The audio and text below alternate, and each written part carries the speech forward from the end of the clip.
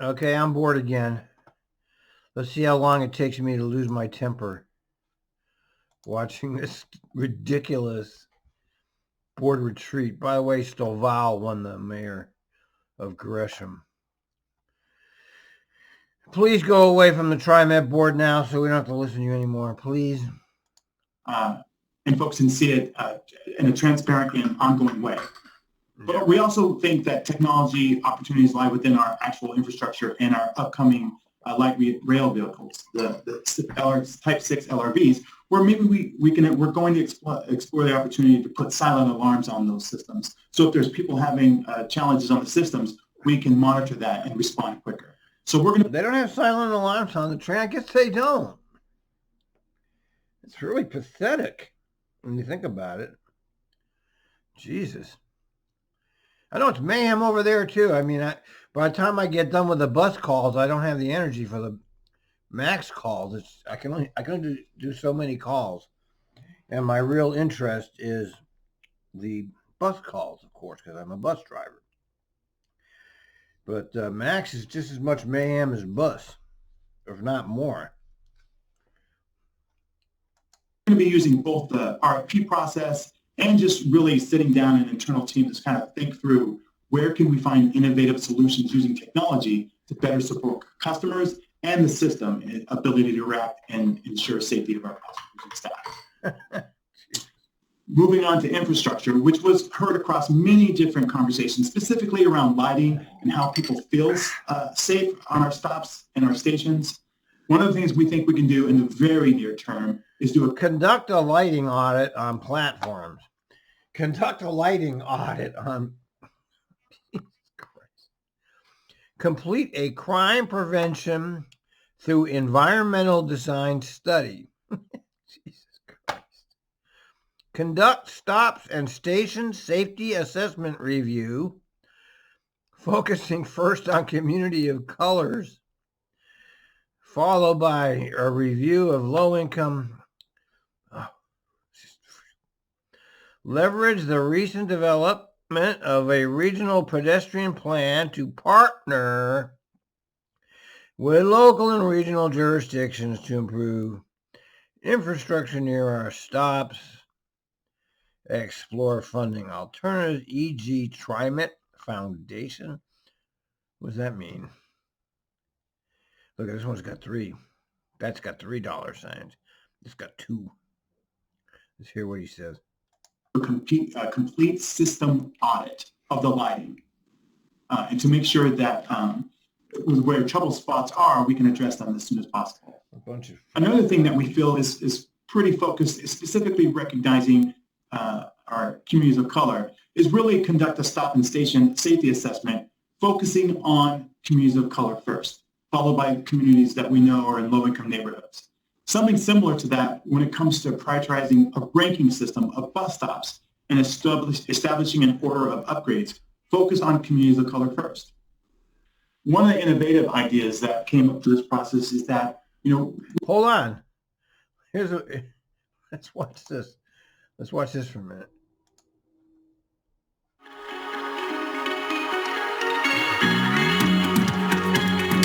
My name is Lindsay Shelby. Brandon Linder.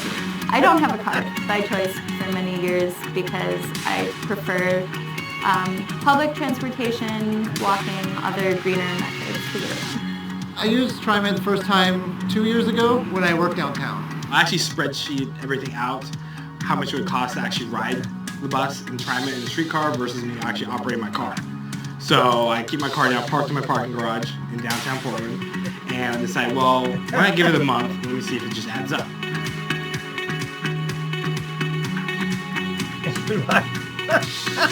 I think it's great. I think it's really reliable. The bus drivers are super nice and helpful. Dig the music, man. Listen to that. It's been great. I mean, it's been easy, carefree, just pop in my headphones or read a book or look at my phone like most people do and just kind of just ride along. This was before COVID world order, man. Okay, back to the other show. We need to start thinking differently about resourcing some of these ideas and who we partner with. So there's this idea of forming a Trimet foundation, much like Portland Community College has a foundation and OHSU has a foundation. And maybe that foundation and that work can help us partner with community-based organizations or neighborhood associations to sort of adopt and support stops, but also just look at creative ways to finance some of these really good ideas that have come up through this process. How about we cut your salary? And finally, communication.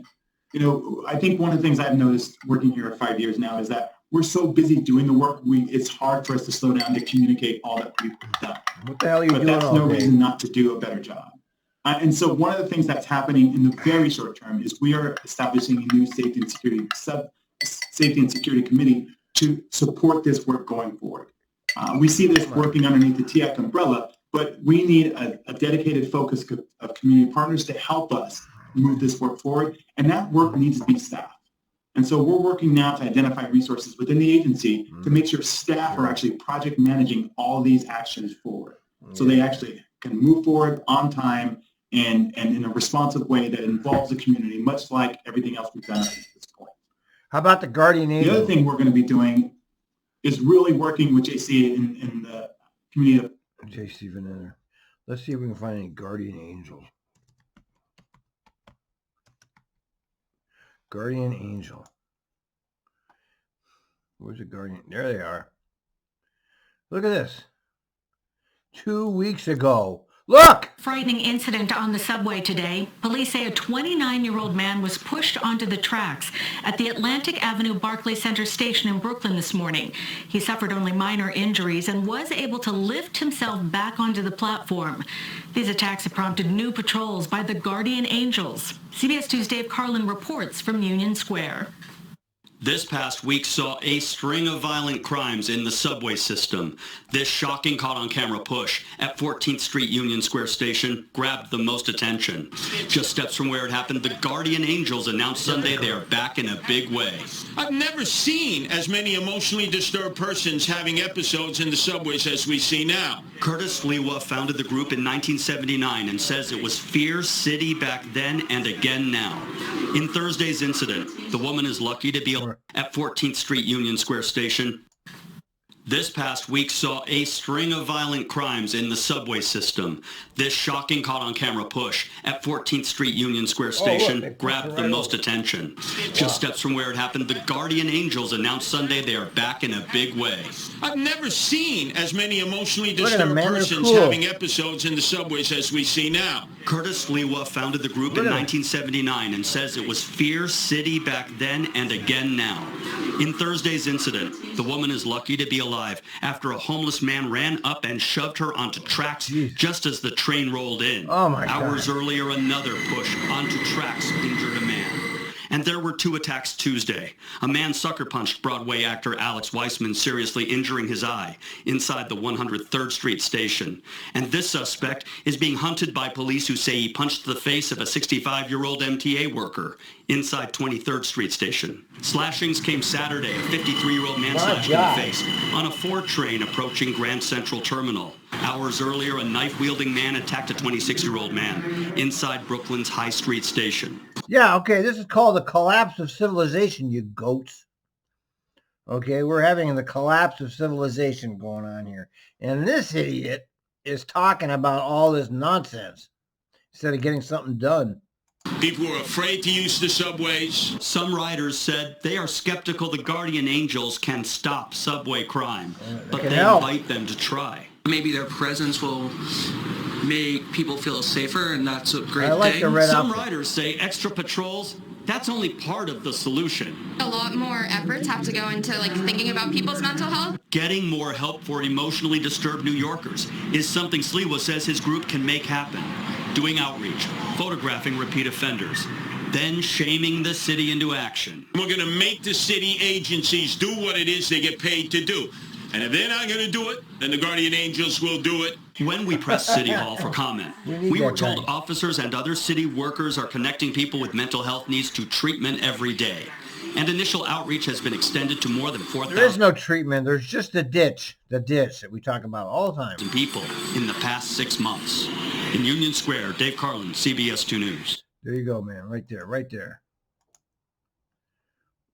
Make your tweet. They like this. All right, back to this crap. public affairs team to sort of create and launch a communication outreach strategy for all of this.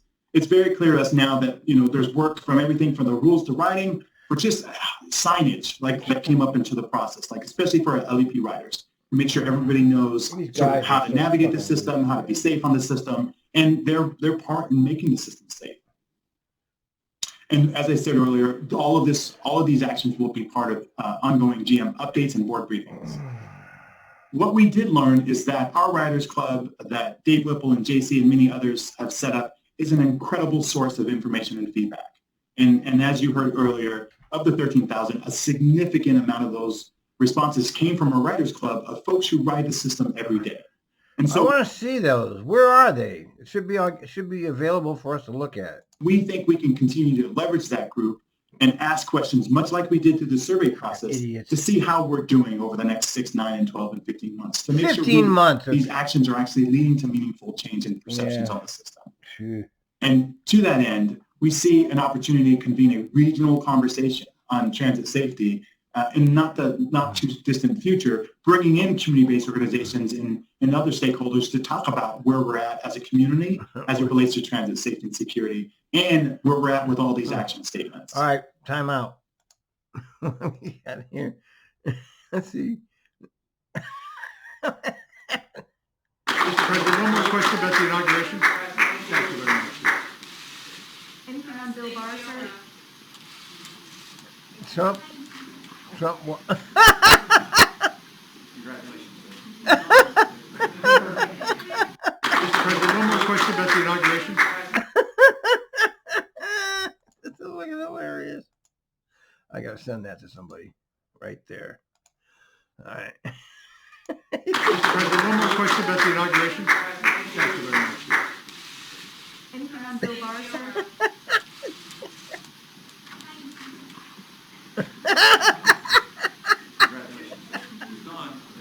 How are we gonna live without this guy? Really? I mean, he's just been so entertaining for all these years. Come on, I hope he beats the election. I do. I hope he beats it. I hope he stays. Beat him. Beat those Democrats, man. So, just a brief summary. At this point, we've reached out to all of our Transit Public Safety Advisory Committee members to let them know that all of their recommendations are moving forward. And in addition to those recommendations, the leadership team has identified 22 additional action steps that we believe not only speak to what they were asking for, but also respond to what was captured in the community focus group process and the online survey process. We talked about earlier, we're still, although we've reduced the size of our regional police footprint, and that's the genesis of the pilot resources we're using to support some of these projects, we still will maintain our regional police contracts in order to sort of have a regional approach to public safety as a core foundational model, and continue to work with Multnomah County Sheriff's offices and others to do that work. But I think one thing to understand is as we build out these recommendations, and I think you heard it from Marcus and Anthony and many others, community engagement and innovation will be core principles to this work. And we look forward to explaining to you that every time we come back about how we work with community and how we brought innovation. And how great you are. You're great. Where's the fucking cheerleading thing? So just quickly, next steps. We've begun to communicate the process and some of these ideas out to those 42 organizations that did the heavy lifting. We're in a process of trying to create the bylaws of this new stand-up committee that's going to be kind of overseeing this work and working with internal staff. You hear what's going on here? A whole new bureaucracy. They're getting new bylaws and everything. This is just horrible. It's the worst outcome you can get is a whole new bureaucracy of crap. And we have a lot of work to do, as you can imagine, building out the details related to those 25 action steps. But people here are very excited. And the last thing I want to say before we turn it back to Doug to sort of lead you all in a discussion where we can go back and forth to any of the slides that I went through is that we leverage the talent and time of a lot of folks. I need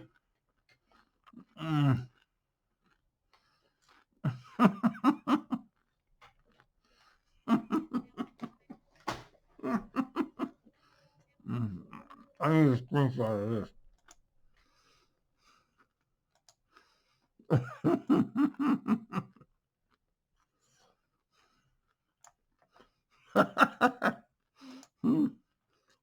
You people are so silly. Let's hear the self-congratulations. In addition to their day jobs, that did a ton of work on this project.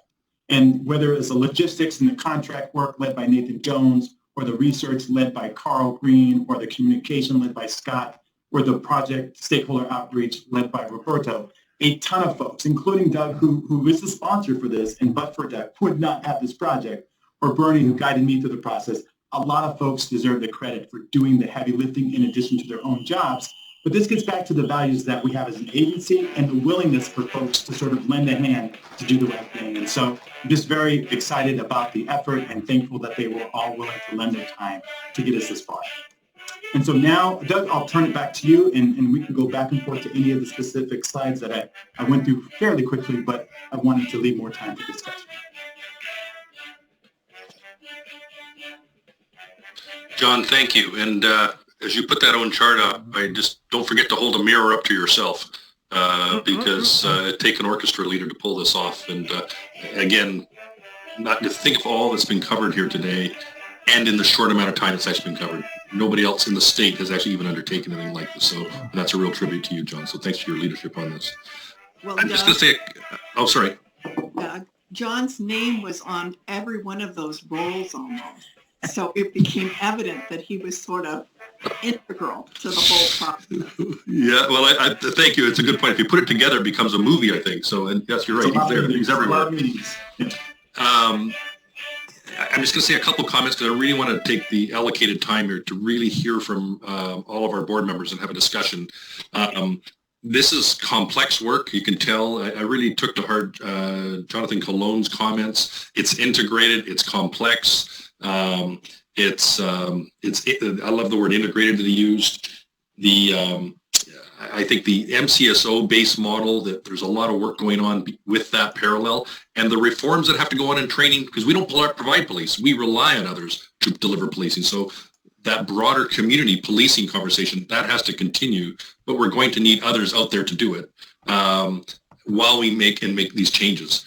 The goal is to use less and less police over time because more and more resources are actually getting the right people at the right time, that it doesn't have to be a police officer. So I actually think for me, there's optimism in this, and that not everything is a police response. And having police on the system is actually very expensive.